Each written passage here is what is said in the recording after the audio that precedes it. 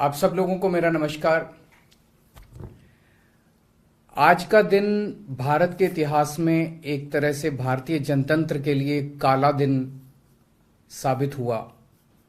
आज संसद के अंदर दिल्ली के लोगों को गुलाम बनाने वाला बिल पास कर दिया गया। ये बिल दिल्ली के लोगों को बेबस बना देता है, असहाय बनाता है, लाचार बनाता है, गुलाम बनाता है। जब हम आज़ाद नहीं हुए थे 1935 में, अंग्रेज़ों ने एक कानून बनाया था। उस कानून का नाम था गवर्नमेंट ऑफ इंडिया एक्ट। उस कानून में अंग्रेज़ों ने ये लिखा था कि भारत में चुनाव तो होंगे, लेकिन जो सरकार चुनी जाएगी उसको कोई काम करने की पावर नहीं होगी, काम करने की शक्तियां नहीं होंगी। जब हमारा देश आज़ाद हुआ तो हमने संविधान बनाया और संविधान में हमने लिखा कि चुनाव होंगे, लोग अपनी सरकार चुनेंगे और जो सरकार चुनेंगे उस सरकार को लोगों के लिए काम करने की सारी शक्तियां होंगी। आज आज़ादी के 75 साल के बाद प्रधानमंत्री मोदी जी ने दिल्ली के लोगों की आज़ादी छीन ली। उन्होंने 1935 वाला अंग्रेज़ों का कानून बनाया है कि दिल्ली के लोग, चुनाव तो होंगे दिल्ली में, दिल्ली के लोग अपनी सरकार तो चुनेंगे, लेकिन उस सरकार को काम करने की कोई भी शक्ति नहीं होगी। ये कानून आज हमारे देश की संसद ने पास किया है। दिल्ली के लोगों की वोट की अब कोई कीमत नहीं बची है। अब सरकार बनाई, उस सरकार की कोई शक्ति नहीं है। सुप्रीम कोर्ट ने एक आदेश दिया था, 11 मई को सुप्रीम कोर्ट ने आदेश दिया था। सुप्रीम कोर्ट ने क्या कहा? सुप्रीम कोर्ट ने कहा भारत एक जनतंत्र है। इस जनतंत्र में हम अपनी सरकार चुनते हैं, जनता अपनी सरकार चुनती है और उस सरकार को जनता के लिए काम करने की पूरी ताकत होनी चाहिए, सुप्रीम कोर्ट ने कहा। प्रधानमंत्री जी ने एक ही हफ्ते के, सुप्रीम कोर्ट का जैसे आदेश आया, एक हफ्ते के बाद उसको सुप्रीम कोर्ट के आदेश को पलट दिया और उसके खिलाफ एक अध्यादेश लेके आए। और आज हमारे देश की संसद ने उस अध्यादेश को इस देश का कानून बना दिया कि अब दिल्ली के लोगों की चुनी हुई सरकार को काम करने की कोई ताकत नहीं होगी। अब इस कानून में लिखा है कि दिल्ली के लोग जो मर्जी सरकार बनाएं, लेकिन उस सरकार को चलाएंगे एलजी साहब और मोदी जी, सीधे सीधे वही लोग चलाएंगे इस सरकार को।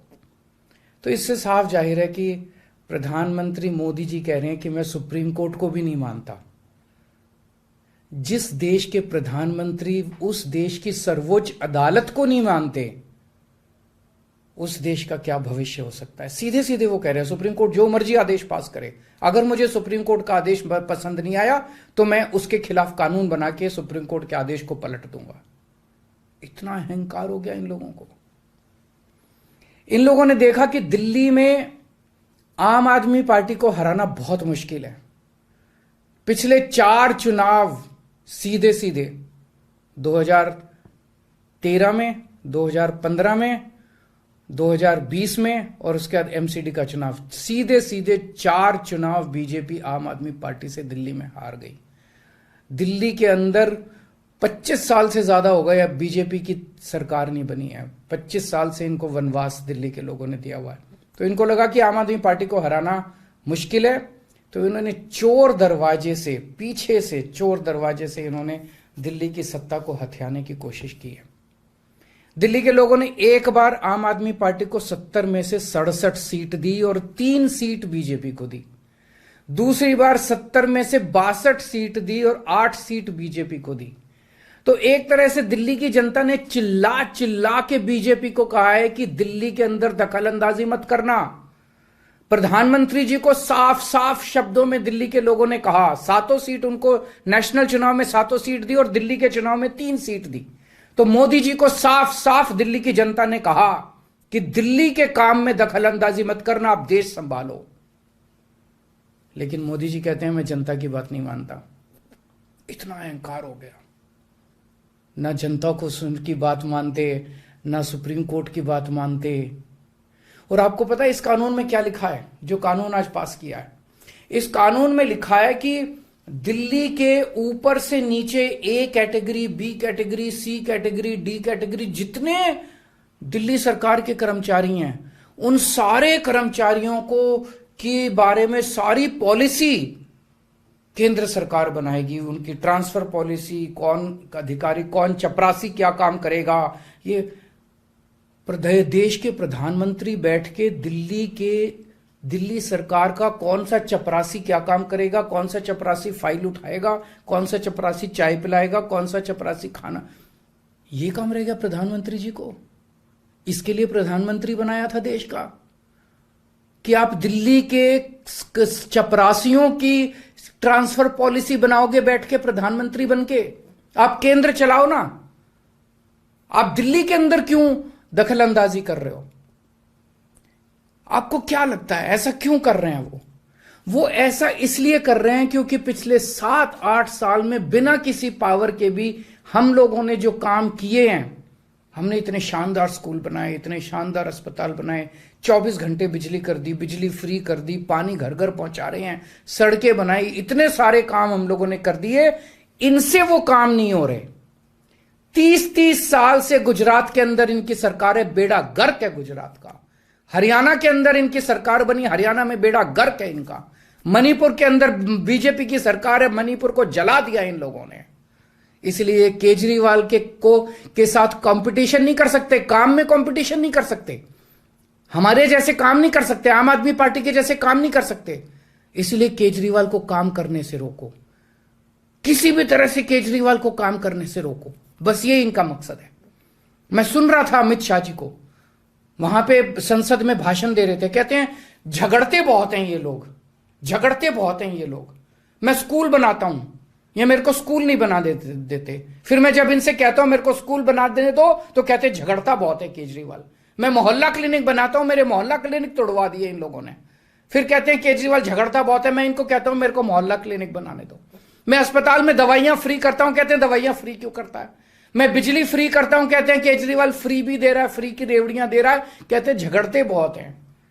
मैं जो भी करता हूं, चाहे झगड़ता हूं चाहे जो भी करता हूं, दिल्ली के लोगों को पसंद हूं। इसीलिए 3 बार 4 बार दिल्ली के लोगों ने मेरे को, जो भी कर रहा हूं ठीक ही कर रहा हूं, तभी 4 बार लोगों ने हमें वोट दिया। और होम मिनिस्टर अमित शाह जी क्या कहते हैं, मैंने सुना उनको संसद में, हमारे पास पावर है, संविधान ने हमें पावर दी है कानून पास करने की, हमारे पास पावर है, हमें सुप्रीम कोर्ट ने पावर दिया है ये कानून पास करने की।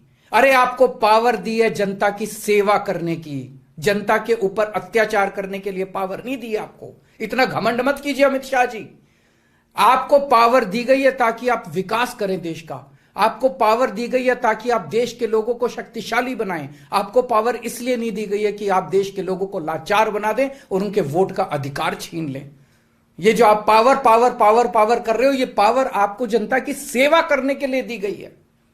मैंने देखा है अमित शाह जी पिछले चुनाव में आप घर घर जाके दिल्ली के अंदर पर्चे बांट रहे थे, एक एक घर में जाके आप पर्चे बांट रहे थे।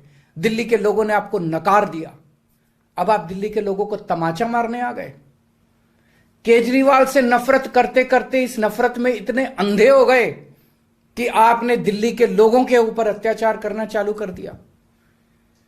और मैं प्रधानमंत्री जी को याद दिलाना चाहता हूं, 2014 के चुनाव में प्रधानमंत्री जी आप खुद आए थे दिल्ली, आपका भाषण उठा के देखिए। आपने दिल्ली की जनता को प्रॉमिस किया था कि मेरे को प्रधानमंत्री बना दो, मैं अब दिल्ली को पूर्ण राज्य बनाऊंगा। उसके पहले, हर चुनाव के पहले भारतीय जनता पार्टी ने आंदोलन किए हैं दिल्ली के अंदर दिल्ली को पूर्ण राज्य बनाने के लिए। और आज आप लोगों ने दिल्ली के लोगों की पीठ में छुरा घोंप दिया, अपनी वादे से मुकर गए। अगर आप ऐसे करोगे फिर प्रधानमंत्री पे कौन यकीन करेगा? आपने खुद बोला था 2014 में कि मैं फुल स्टेटहुड बनाऊंगा, फिर कौन जनता आपके ऊपर यकीन करेगी? 2015 में आपने मेरी शक्तियां छीनी दिल्ली सरकार की, जैसी हमारी सरकार बनी आपने हमारी शक्तियां छीन ली नोटिफिकेशन जारी करके। फिर भी बिना शक्तियों के हमने काम किया और दिल्ली की जनता ने मेरे को 2020 में 62 सीट दे के दिल्ली की जनता ने आम आदमी पार्टी की सरकार बनाई। क्यों? क्योंकि मैं दिल्ली का बेटा हूं और आप दिल्ली के नेता बनना चाहते हो। दिल्ली के लोगों को अपना बेटा पसंद है और दिल्ली के लोगों को आप जैसे नेता नहीं चाहिए। हम दिल्ली वाले दिल्ली से बहुत प्यार करते हैं और हम जानते हैं कि बीजेपी दिल्ली के लोगों से नफरत करती है, दिल्ली वालों से नफरत करती है। इस बार दिल्ली के लोग बीजेपी को एक भी सीट नहीं देंगे, लोकसभा में एक भी सीट नहीं देंगे। इस पूरे संघर्ष के अंदर बहुत सारी पार्टियों ने, बहुत सारे नेताओं ने दिल्ली के लोगों का साथ दिया। उन सब नेताओं को और उन सब पार्टियों को मैं तहे दिल से दिल्ली के 2 करोड़ लोगों की तरफ से शुक्रिया अदा करता हूं, धन्यवाद बोलता हूं।